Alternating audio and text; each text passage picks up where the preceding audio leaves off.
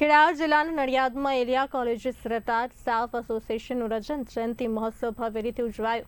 આ સંસ્થાની સ્થાપના ફેબ્રુઆરી 2001માં કરવામાં આવી હતી અને 25 વર્ષ પૂર્ણ થતા વિશેષ કાર્યક્રમનું આયોજન કરવામાં આવ્યું।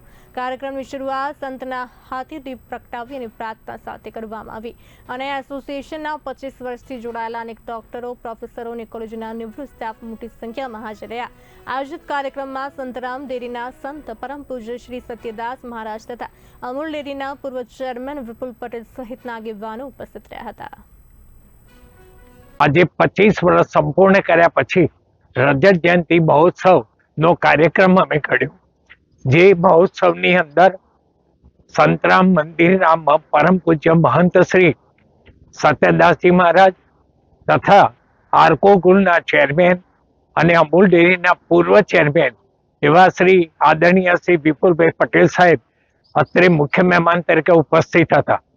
સાથે સાથે Akhil Gujarat colleges, universities and colleges પેંસા સમાજ એના પ્રમુખ શ્રી વાડીભાઈ પટેલ સાહેબ એ બી અત્રે ઉપસ્થિત હતા।